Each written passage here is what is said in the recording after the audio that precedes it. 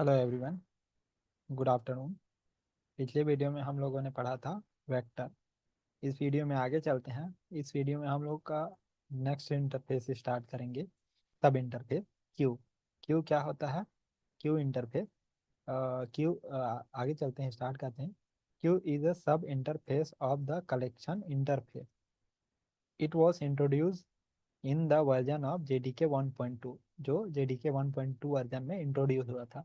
It is present in Java dot यूटिल package, जो Java dot यूटिल package में present होता है। Q interface having one pre defined implementation class. जो Q होता है उसमें एक प्री डिफाइंड इम्प्लीमेंटेशन क्लास होता है। और इसमें जो कुछ कॉमन प्रॉपर्टीज होते हैं, कॉमन क्वालिटीज होते हैं। Queue is a not index based, ये इंडेक्स बेस्ड नहीं होता है। Queue allow duplicate value, queue जो है डुप्लीकेट वैल्यू अलाउ करता है। Queue does not allow null value, queue क्या होता है? नल वैल्यू अलाउ नहीं करता है। आगे चलते हैं। Priority Q.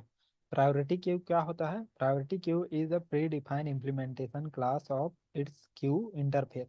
क्यू इंटरफेस का इम्प्लीमेंटेशन क्लास होता है priority queue. It was introduce in JDK 1.5, जो JDK 1.5 में इंट्रोड्यूस हुआ था। Priority queue is not index based, ये क्या होता है? इंडेक्स बेस्ड नहीं होता है। It is present in the Java dot यूटिल package, जो जावा डॉट यूटिल पैकेज में प्रेजेंट होता है। इट अलाउ डुप्लीकेट वैल्यू, ये डुप्लीकेट वैल्यू अलाउ करता है। It does not allow null value, null value allow नहीं करता है ये। If the if the programmer try to store the null value, that time null value get null point null pointer exception। मतलब अगर हम लोग ट्राई करेंगे null value store करने का, तो हम लोग को नल पॉइंटर एक्सेप्शन मिलेगा वहाँ पे। Priority queue is only homogeneous if we try to store different data type, we will get the class cast exception. अगर हम लोग का जो अगर ट्राई करेंगे डिफरेंट डेटा टाइप स्टोर करने के लिए, तो हम लोग क्लास कास्ट एक्सेप्शन मिलेगा। हम लोग केवल होमोजीनियस डेटा स्टोर कर सकते हैं। होमोजीनियस मतलब कि खाली एक टाइप के डेटा स्टोर कर सकते हैं। Priority queue having two predefined own method. जो प्रायोरिटी क्यू होता है उसमें दो प्री डिफाइंड मेथड होते हैं, जो कि खाली प्रायोरिटी क्यू में होते हैं। पहला मेथड होता है पीक, ये इसका रिटर्न टाइम ऑब्जेक्ट होता है। It is a non-static method present in priority queue. Peek is used to retrieve or return or get the head element from the collection. इसका यूज करके हम लोग जो हेड एलिमेंट हम लोग गेट करते हैं फ्रॉम कलेक्शन। अब यहाँ पे पुल, पुल एक और दूसरा मेथड है जो कि नॉन स्टैटिक मेथड है, और इसका जो रिटर्न टाइप है ये भी ऑब्जेक्ट होता है। It is a non static method present in priority queue. Poll first it will retrieve the head object and permanently remove it from the collection. अगर हम लोग पुल का यूज करेंगे तो ये क्या करेगा कि ये हेड एलिमेंट को हम लोग को रिट्रीव करके देगा, लेकिन ये क्या करेगा कि परमानेंटली वहां से कलेक्शन से डिलीट कर देगा। प्रायोरिटी क्यू से क्या करेगा, ये डिलीट कर देगा उस ऑब्जेक्ट को।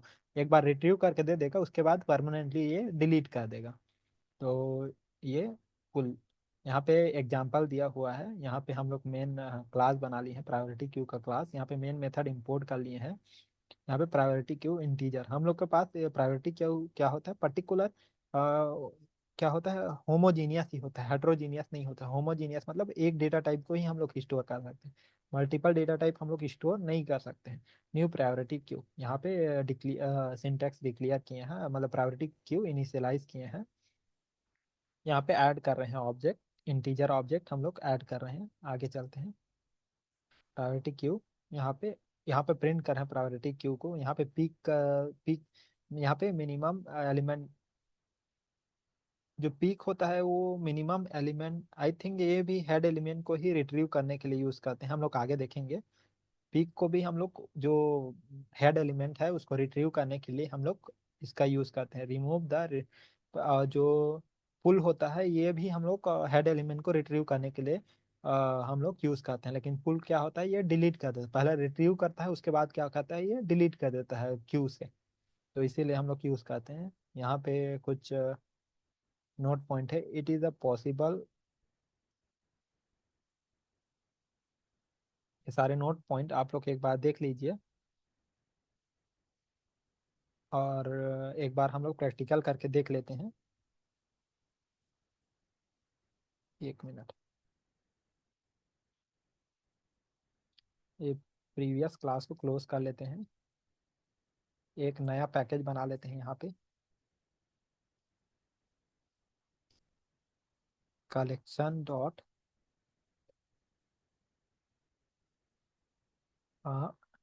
Q, Q dot Q, Q ही बनाते हैं। यहाँ पे जो बनाए हैं इसको हम लोग रीनेम कर देते हैं, क्योंकि हम लोग इसमें सारे टाइप की लिस्ट को रखे हैं, तो इसको हम लोग रीनेम कर देते हैं।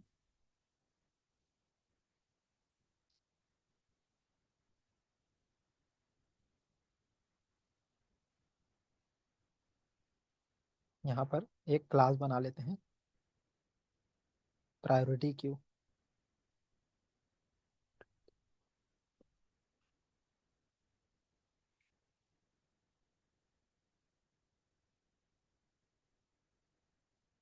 यहाँ पे मेन मेथड इंपोर्ट कर लेते हैं प्रायोरिटी क्यू को।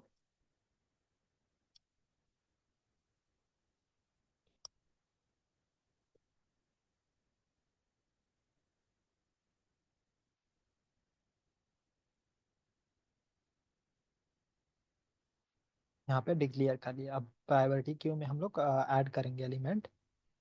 ऐड करने के लिए हम लोग ऐड एलिमेंट, ऐड मेथड का यूज करेंगे, P dot add priority queue. Sorry, ये हम लोग का क्या हुआ, करंट क्लास का ऑब्जेक्ट बन गया, तो इसीलिए हम लोग क्या करेंगे, प्रायोरिटी क्यू, ये क्या होगा, प्रायोरिटी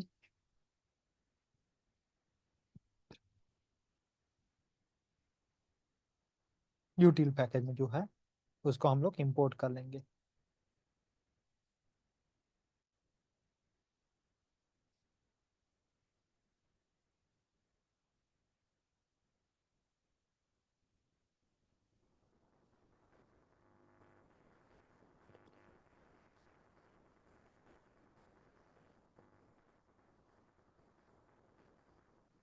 प्रायोरिटी क्यू, यहाँ पे क्या करेंगे, यहाँ पे डिफाइन करने की जरूरत नहीं है, यहाँ पे हम लोग integer,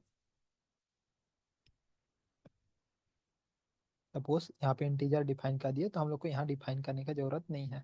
P dot add method हम लोग यूज करेंगे, यहाँ पे 10 ऐड कर देते हैं। Suppose p dot add 20 add करते हैं, then p dot add 30 add कर देते हैं। अब इसको 20 30, अब इसको क्या करेंगे हम लोग, पीक मेथड और फर्स्ट हम लोग प्रिंट कर देते हैं, जो भी हम लोग के पास प्रायोरिटी क्यू है इसको पी को प्रिंट कर दिए। देन यहाँ पर एक हम लोग बाय यूजिंग पीक हम लोग रिटर्न करते हैं, P dot peak, peak.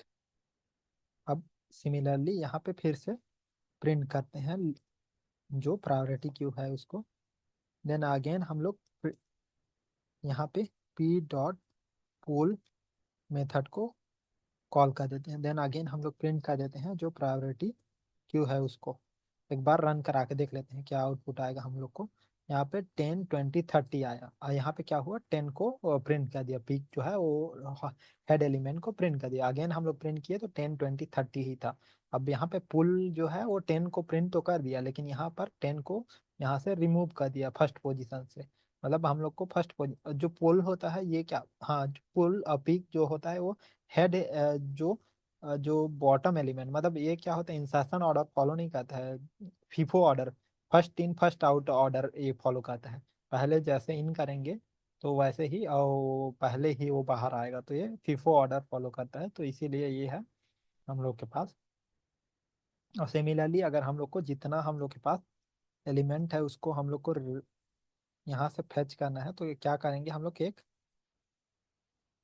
For each loop ले लेंगे, इंटीजर लगा देंगे, आई ले लेते हैं यहाँ पे, और यहाँ पे प्रायोरिटी क्यू को कर देंगे, यहाँ पर सिस आउट कर देते हैं, और आई को हम लोग एक एक करके प्रिंट कर देंगे। तो ऐसे हम लोग प्रिंट कर सकते हैं। सिमिलरली अगर यहाँ पे 30 ले लेते हैं,